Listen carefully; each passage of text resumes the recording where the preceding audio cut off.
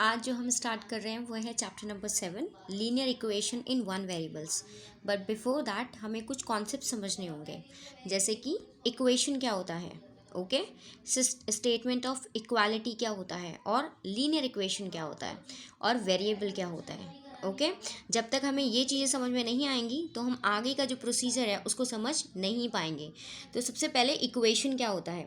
Equation का मतलब होता है कोई भी एक स्टेटमेंट ऑफ इक्वालिटी जिसमें एक या एक से ज़्यादा वेरिएबल इन्वॉल्व हो। बात यह आती है कि वेरिएबल क्या होता है। ओके तो वेरिएबल क्या होता है, आपको मैंने इससे पहले वाले चैप्टर में भी बताया था कि जब जिस जिस किसी भी चीज़ की वैल्यू जो क्या होती रहती है, चेंज होती रहती है, उसे हम वेरिएबल बोलते हैं। जैसे ए की वैल्यू किसी स्टेटमेंट में 1 होती है तो किसी में 1/2, किसी में 8 तो किसी में 10। ठीक है, उसी तरीके से x आपका एक वेरिएबल है। क्यों? क्योंकि x की वैल्यू क्या होगी, चेंज होती रहती है। कहीं पर 5 होती है, कहीं पे जैसे कि नहीं x की वैल्यू 3 है, आपका एक इक्वेशन है उसमें आप पुट करो। ठीक है, तो उसी तरीके से y आपका वेरिएबल है, मतलब जिनकी वैल्यूज़ चेंज होती रहती है उन्हें हम बोलते हैं वेरिएबल्स। तो वेरिएबल्स में जनरली हम किसको लेते हैं, जो हमारे अल्फ़ाबेट्स हैं, राइट, स्मॉल लेटर में। जैसे कि क्या क्या हो गए वेरिएबल, ए से लेके जेड तक। तो ए बी आपका वेरिएबल है, एक्स वाई आपका वेरिएबल है, ठीक है, सी आपका वेरिएबल है, टी आपका वेरिएबल है, यू आपका वेरिएबल है। तो ये सारे के सारे आपके क्या हैं, वेरिएबल, क्योंकि इनकी वैल्यूज़ चेंज होती रहती है। ठीक है, तो ये हो गया आपका वेरिएबल। दूसरा टर्म जो हमने इस चैप्टर से पहले पढ़ा था वो था कांस्टेंट। कांस्टेंट क्या होते हैं, जैसे आपका हो गया 4, तो 4 की वैल्यू क्या है, 4, दिस इज योर नंबर। तो नंबर ये क्या है, कांस्टेंट, की इसकी वैल्यू फिक्स्ड है, कि भाई इसकी वैल्यू 4 है। एक हमने नंबर ले लिया 14, तो इसका मतलब ये फिक्स्ड वैल्यू है और इस वैल्यू का कितनी है इसकी वैल्यू, 14। समझ में आ गया। तो ये होते हैं कांस्टेंट, और जो चेंज होते रहते हैं, मतलब जिनकी वैल्यूज़ चेंज होती रहती है, उनको हम कहते हैं वेरिएबल्स। कहता है कि इक्वेशन क्या होता है, ऐसी स्टेटमेंट ऑफ इक्वालिटी जिसमें एक या एक से ज़्यादा वेरिएबल हो। चलिए हमने वेरिएबल तो समझ लिया, अब बात आती है कि स्टेटमेंट ऑफ इक्वालिटी होता क्या है। तो इसको समझने के लिए हम नेक्स्ट डेफिनेशन को समझते हैं। नेक्स्ट डेफिनेशन क्या है, स्टेटमेंट ऑफ इक्वालिटी। तो ऐसी स्टेटमेंट जो इक्वल का सिंबल यूज़ करती है। जैसे कि मैं अगर लिखती हूँ x + 2 = 9, ओके, तो मैंने यहाँ पर किसका सिंबल यूज़ किया है, इक्वल का सिंबल। ओके, और इसमें मैंने एक वेरिएबल भी यूज़ किया है और कांस्टेंट टर्म भी यूज़ करा है, क्योंकि 9 और 2 दोनों की वैल्यू क्या है, फिक्स है। और मैंने क्या यूज़ करा है, आपका इक्वल का साइन यूज़ करा है। तो ये क्या हो गया, स्टेटमेंट ऑफ इक्वालिटी। तो this is your statement of equality, मतलब ऐसी स्टेटमेंट, ये पूरी स्टेटमेंट है जो कि क्या इन्वॉल्व करती है, इक्वल का सिंबल यूज़ करती है। That statement is known as the statement of equality, या फिर सिंपली आप इसको क्या कह सकते हैं, इक्वालिटी कह सकते हैं। क्या कह सकते हैं बेटा, इक्वालिटी।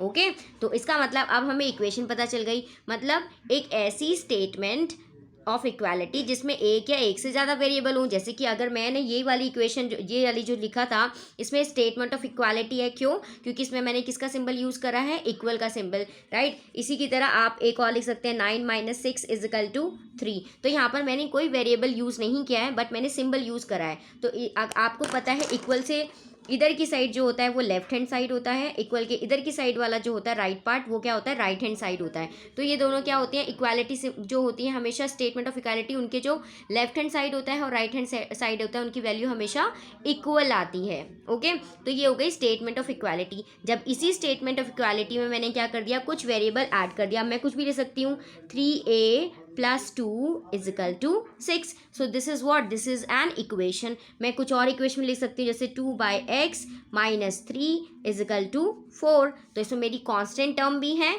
और वेरिएबल भी इन्वॉल्व है। ठीक है, तो ये मेरी क्या हो गई, इक्वेशन। ये भी क्या हो गई, इक्वेशन, और इसमें मेरा क्या है, इक्वल का सिंबल है। तो स्टेटमेंट ऑफ इक्वालिटी हो गई, यस, क्योंकि मैंने इक्वल का सिंबल यूज़ करा हुआ है। ठीक है, और मैंने एक या एक से ज़्यादा वेरिएबल यूज़ करे हैं। इसमें वेरिएबल क्या है आपका, a यूज़ किया है, और इस वाले में वेरिएबल क्या यूज़ करा है, x यूज़ करा है। तो ये क्या हो गया आपका इक्वेशन। तो अब हमने 3 टॉपिक क्लियर कर लिए हैं। फर्स्ट, इक्वेशन क्या होता है, स्टेटमेंट ऑफ इक्वालिटी क्या होता है, वेरिएबल्स क्या होता है, और इसके साथ मैंने आपको एक और पॉइंट बताया कि कांस्टेंट क्या होता है। ओके, नेक्स्ट अब हमारा चैप्टर जो जिस चीज़ पे बेस्ड है वो है लीनियर इक्वेशन।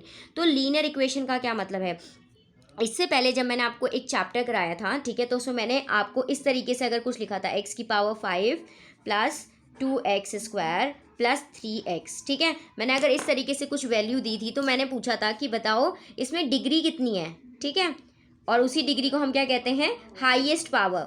तो आप बोलते थे कि भाई जो हाईएस्ट पावर है वो कितनी है, 5 है। ठीक है, इस कॉन्सेप्ट को आपको याद रखना है, उसी के अकॉर्डिंग आपको ये समझ में आएगा कि लीनियर इक्वेशन क्या होता है। ठीक है, तो इसी तरीके से इक्वेशन जिसमें हाईएस्ट पावर जो हो वेरिएबल की, देखो this was your variable, x आपका क्या है बेटा, एक्स आपका वेरिएबल है यहाँ पर।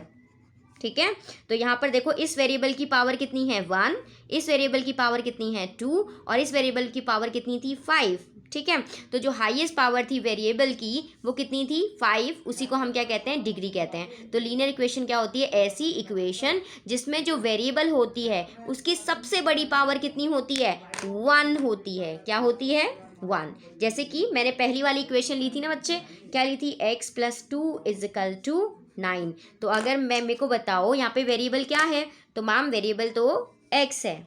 ओके, और x की पावर कितनी है, तो मैंने आपको बताया था कि अगर मैं कुछ भी चीज़ इस तरीके से लिखती हूँ या ऐसे लिखती हूँ, इसका मतलब जो नीचे होता है उसको हम क्या बोलते हैं, बेस, और जो ऊपर होता है उसको हम क्या बोलते हैं, पावर, या फिर इंडेक्स, या फिर एक्सपोनेंट। याद आया।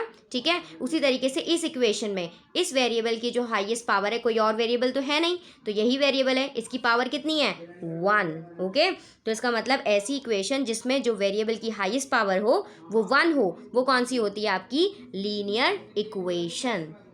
ठीक है, समझ में आ गया। ठीक है, 2-3 एग्जाम्पल और कर लेते हैं, आप मुझे बताएंगे कि इसमें से कौन कौन सा लीनियर इक्वेशन है। आपको 3-4 स्टेटमेंट दूंगी। ठीक है, उसमें से बेटा आपको क्या करना है, एक तो ये कैमरा फोकस नहीं कर पा रहा है, यस। ठीक है, तो उसमें से आपको क्या करना है बच्चे, आपको ये पता लगाना है कि कौन कौन सी लीनियर इक्वेशन है। ओके, आप ये भी पता लगाएंगे कि वेरिएबल कौन कौन सा इन्वॉल्व है।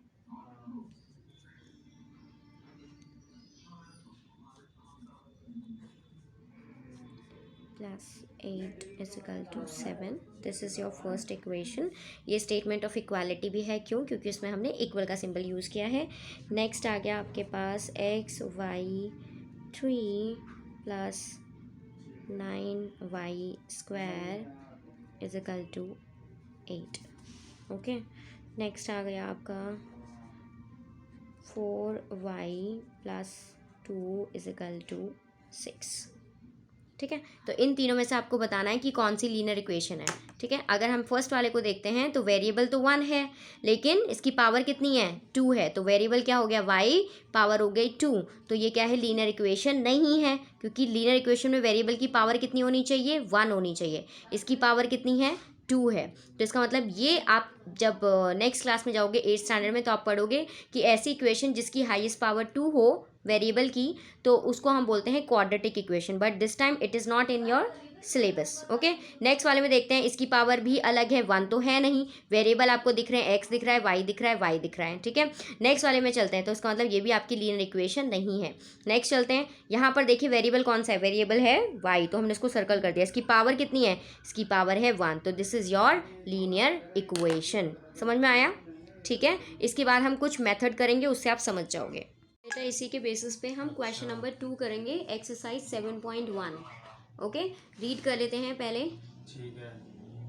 Right the following statement in equation form, मतलब ये जो आपके स्टेटमेंट दे रखी है इसको आपको किस में करनी है, स्टेटमेंट को इक्वेशन फॉर्म में लिखनी है। ओके, काम करना है। हम पहले फर्स्ट इक्वेशन को रीड करते हैं, क्या है, the sum of x and 7 is 15। Okay, आपको पता है, इसको मैं अच्छी तरीके से आपको करके दिखाती हूँ। तो इसमें लिखा है the sum of x and 7 is 15। अरे दीदी पढ़ा रही है। ओके, तो अब हम क्या करेंगे, सम का मतलब क्या होता है आपको पता है, सम का मतलब क्या होता है, प्लस।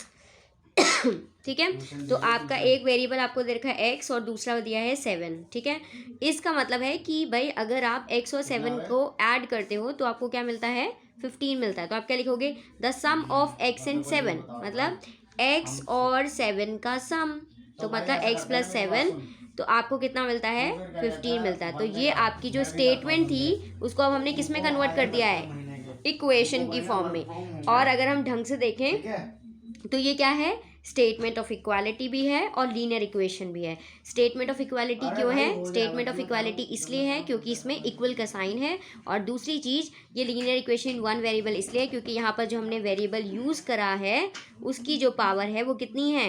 1 है। ओके, तो ये हो गया लीनियर इक्वेशन, और वन वेरिएबल में इसलिए क्योंकि यहाँ पे हमने सिर्फ एक ही वेरिएबल यूज़ करा है, हमने Y Z A B C कहीं कुछ यूज़ नहीं किया। ठीक है, अब नेक्स्ट आता है आपका 12 मोर देन, आपका नेक्स्ट है नेक्स्ट आंसर। अब मैं सिर्फ आंसर लिखूंगी। ओके, तो 12 मोर देन एक्स इज 27। भाई एक्स में 12 अगर हम ऐड कर दे, 12 मोर मतलब मैं बोलूँ कि अगर आपके पास एग्जाम्पल लेते हैं, ठीक है, अगर आपके पास 12 चॉकलेट्स थी, ठीक है, मैंने आपको 12 मोर दे दी, मतलब मैंने आपको 12 क्या करोगे आप? प्लस करोगे ना, तो कितना हो जाएगा? 24। ठीक है, इसी तरीके से अब ध्यान से देखो, उसमें क्या लिखा था? 12 मोर देन एक्स, उसमें लिखा है 12 मोर देन एक्स इज 27। इसके बाद जो भी आपको वैल्यू लिखी है इसका मतलब वो इक्वल टू के बाद आएगी। ठीक है, तो 12 मोर देन एक्स मतलब एक्स था उसमें आपने क्या कर दिया? 12 और ऐड कर दिया, तो आपको क्या मिल गया? 27। ओके, इसी तरीके से इंक्रीज का मतलब क्या भी क्या होता है? प्लस करना। डिक्रीज का मतलब क्या होता है? माइनस करना। अब हम नेक्स्ट चलते हैं, थर्ड और फोर्थ आप खुद ट्राई करिएगा। हम चल रहे हैं फिफ्थ पे। The product of 5 and the number x is 45। Okay, चलो इसको देख लेते हैं। लिखा हुआ है product of 5 and number x is 45। आपको मैंने इक्वेशन करने का एक सिंपल सा तरीका बताया है कि कैसे चेंज करना है। जहाँ पर इज लिखा है मतलब इज के बाद जो भी वैल्यू लिखी है इसका मतलब वो इक्वल के बाद आएगी, तो ये हो गया 45। आपको पता है प्रोडक्ट का मतलब क्या होता है? मल्टीप्लाई। अब मल्टीप्लाई होगा तो 2 या 3 नंबर में होगा, तो पहला नंबर तो आपको पता चल गया क्या है? 5, और दूसरा नंबर क्या है? आपका एक वेरिएबल है, तो इसका मतलब ये क्या हो जाएगा? 5 इंटू एक्स, यहाँ पे लिखेंगे 5 into X is equal to 45। तो हम 5 इंटू एक्स को कैसे लिख सकते हैं? 5x is equal to 45।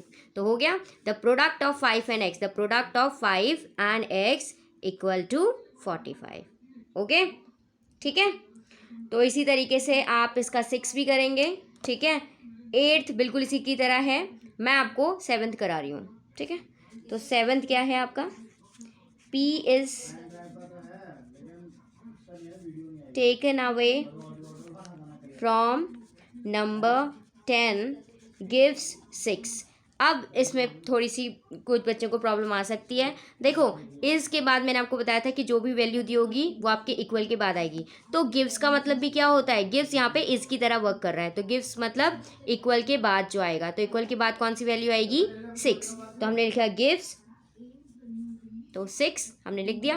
क्या बोलता है? p is taken away from number 10, मतलब कोई नंबर 10 है उसमें से आपको p को निकालना है, तो आप क्या लिखेंगे? 10 minus p equal to 6। Okay, अब इसके बाद जो भी आपके बच गए वो आपके होमवर्क हैं, और अब हम क्वेश्चन नंबर 3 में चलेंगे। क्वेश्चन नंबर 3 बिल्कुल उसका ऑपोजिट है।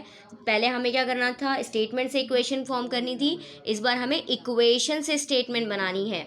जैसे कि x + 5 इक्वल टू 12, तो आप क्या लिख सकते हैं? The sum of x and 5 is 12।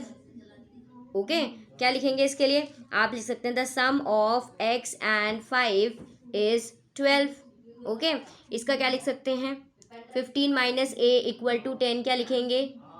a is, या तो लिख दें a इज सब्ट्रैक्टेड फ्रॉम 15, या फिर लिख दें कि a is taken away from the number 15 gives you 10। ठीक है, अब यहाँ पे देखो 4m इक्वल टू 16, मतलब the product of 4 and m is 16। इसको कैसे लिख सकते हैं? 15 divided by m equal to 3, मतलब हम कैसे लिख सकते हैं? The number 15 divided by m is कितना हो जाएगा? 3। तो इस तरीके से आपको ये सॉल्व करना है। ओके, आपको क्या करना है इसको इक्वेशन फॉर्म में करना है। मैं आपको एक करके दिखा देती हूँ आपको कैसे लिखना है। जैसे आपको लिखा हुआ है x + 5 इक्वल टू 12, तो आप लिखेंगे सम ऑफ x एंड 5 इज 12। तो ऐसी इस तरीके से आप सारी इक्वेशन बना लेंगे, ठीक है। तो आज की क्लास हम यहीं पर ओवर कर रहे हैं, ठीक है। तो आपको ये होमवर्क करना है, ये चीज़ अच्छी तरीके से समझनी है। उसके बाद हम क्वेश्चन नंबर 4 और 5 6 नेक्स्ट क्लास में करेंगे। Okay, bye.